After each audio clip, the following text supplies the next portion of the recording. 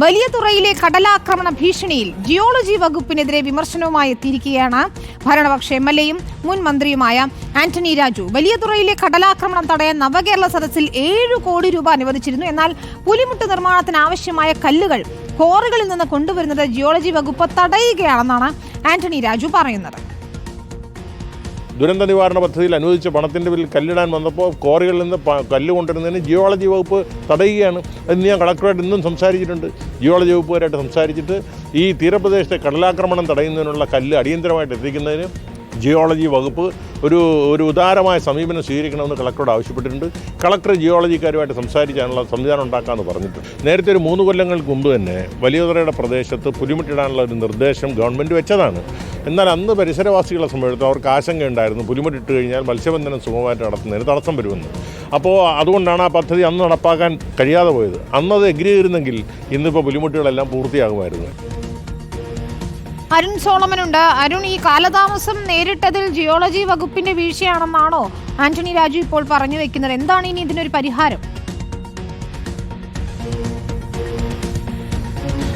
വിനീത, പ്രധാനമായും ഇപ്പോൾ ആന്റണി രാജു പ്രധാനമായും ഒരു വിമർശനം ഉന്നയിച്ചിരിക്കുന്നത് ജിയോളജി വകുപ്പിനെതിരെയാണ്. കാരണം 2019 മുതൽ 2021 വരെയുള്ള കാലയളവിലാണ് വലിയതുറ അടക്കമുള്ള പ്രദേശങ്ങളിൽ വലിയ തോതിൽ ഓഖി അടക്കമുള്ള സംഭവങ്ങൾ ഉണ്ടായപ്പോൾ വലിയ തോതിൽ വീടുകൾ ആക്രമിക്കുകയും കടൽക്ഷോഭം രൂക്ഷമായതും.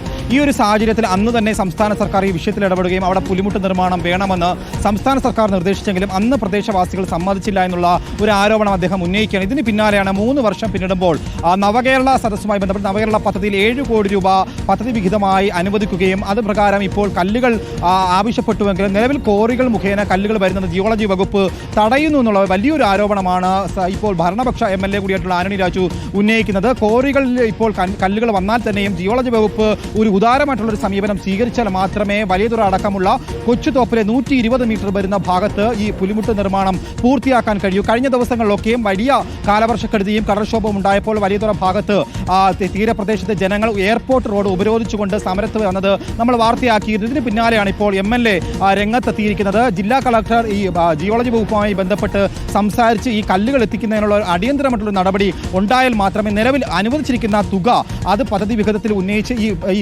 കല്ലുകൾ എത്തിച്ച് സ്ഥലത്തുള്ള നിലവിലെ പ്രതിസന്ധി പരിഹരിക്കാൻ കഴിയും. നിലവിൽ പൂന്തുറ മുതൽ വേളി വരെയുള്ള ഭാഗത്ത് കടൽ ഭാഗത്ത് ഇപ്പോൾ പുലിമുട്ട് നിർമ്മാണം പൂർത്തിയായി വരികയാണ്. അതിലേറെ പ്രതിസന്ധിയായിരിക്കുന്ന ഒരു മേഖലയാണ് വിനീത ഇപ്പോൾ ഈ വലിയതുറ ഭാഗത്തുള്ളത്.